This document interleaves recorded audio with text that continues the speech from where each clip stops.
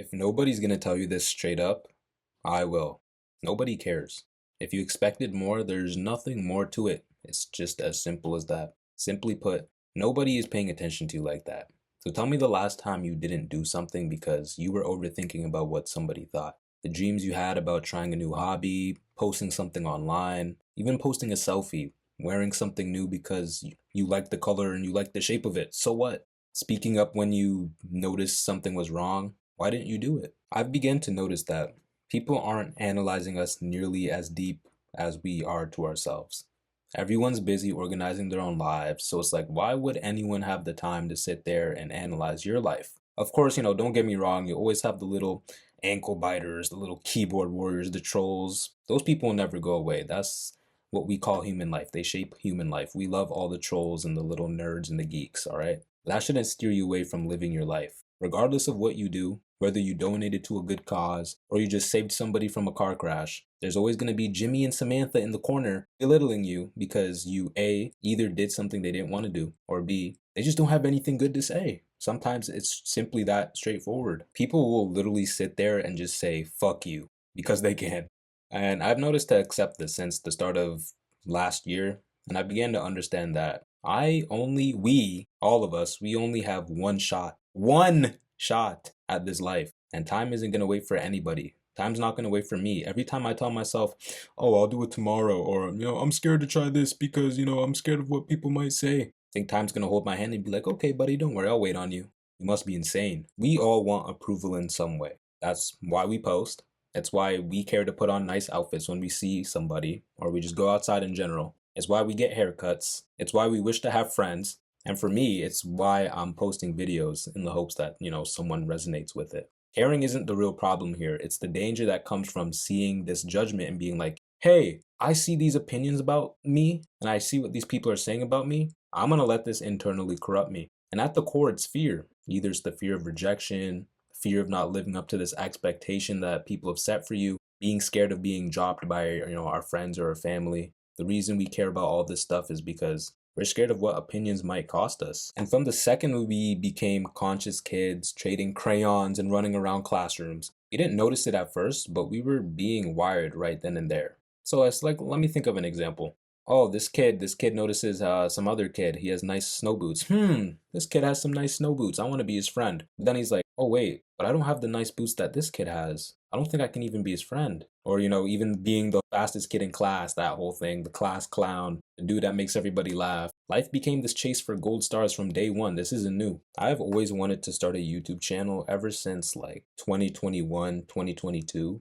And that idea has lived in my head for years, but I just never came around to post. Why, you may ask? I was scared of what people at my high school would think if they found out, and I regret that. That's the main reason right there. And looking back, I wish I started earlier, bro, because my video catalog would be so deep by now. I'd probably have over 150 to 200 videos if I remained consistent. Like, could you imagine? Could you imagine where I'd be? But anyways, I can't get that time back. It doesn't matter. I'm just happy that I started now. Most of us are just stressed about how we look than how anyone else looks. Like, think back to the last time you saw someone drop their AirPods and they slid across the subway. Or when someone walked by with their speaker in their bag with music on full blast. I'm talking that Rod Wave, that trash. Like, of course I noticed it because, it changes the dynamic of the situation we're in, the environment. If the environment is quiet, and then suddenly I hear this loud noise coming in from somewhere, obviously I'm gonna notice that. But then when I hear Rod Wave on my speaker, I'm just like, all right, now I'm intrigued because I need that shit to be turned off. But it's like the whole point is within a few seconds I've already moved on. Everyone's moved on. You notice something for a few seconds, and then you're just like, that's funny, or oh, this okay, that's interesting. And then we move on about our day. And the funny thing is that if you were that person with the speaker in your bag, you'd be replaying that for weeks straight. You'd be like, oh my God, do people think I'm cringe? Like, am I too grown to be doing this? Most likely. But, like, am I too grown to be doing this? Or, oh my God, like, do they approve of my music taste? And that was bad examples, but I hope you understand. And I'm pretty sure this is something called the spotlight effect. I'll put it up on screen. Pretty much it's a thing where we overestimate how much people watch us and things of the sort. And the more you analyze people and you see what's really going on, you see that people don't really care. Like, I remember a few weeks ago, I had this crazy salt stain on my Uggs. I almost went home and changed my boots, but I'm just like, you know what? I'm going to stick it through and I'm going to get through the day. But the entire time, I was bothered by how they looked. I didn't even want to be seen outside with them. And I was covering them up with my jeans because I wear baggy jeans. Yeah, no one was seeing those. But the thing is, I guarantee you, not even 10 people gave a jack diddly squat about the fact that my shoes were crusty. Like, what do you expect? It's winter. Of course they're crusty. You want my shoes to be crispy? Living under this fear and trying to keep a clean image to impress people, it's a dangerous game you're playing. It's a dangerous game. And then one day you wake up and you realize that your life was never really your life. At this rate, I'd rather fail than live with any type of regrets. There were so many times where I changed the way I spoke because I thought I sounded too nerdy. I even changed my personality to seem cool and fit around people I had no business being around, middle school, high school. And then I'd come home and be like, man, what did I just do? Was that really worth it? Like, yeah, I made a few people laugh, but this isn't me. And you only can put up an act for so long. People will still judge you. People will always talk and laugh. But so what? So what? Are these people paying your bills? They for sure aren't progressing my own life. No, no, no, no, no. Listen, in 5, 10 years from now, I won't even remember who these people are. People only have importance in your life once you give that importance to them. And just like your parents say, I brought you into this world and I can take you right out.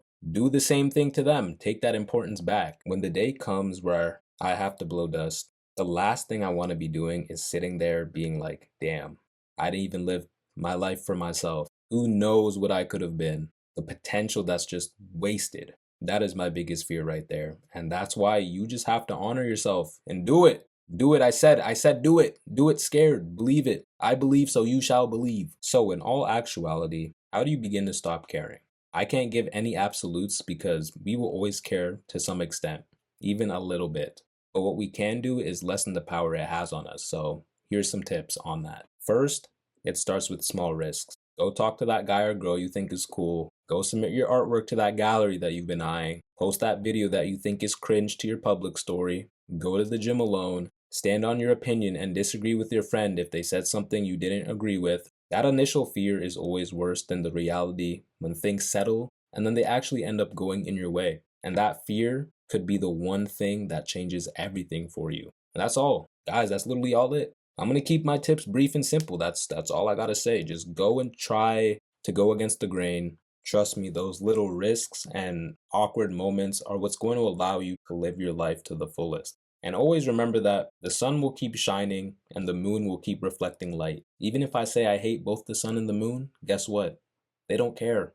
They're going to continue to play their roles regardless. So apply that to your life and keep that in mind. It's okay to want approval and to be liked.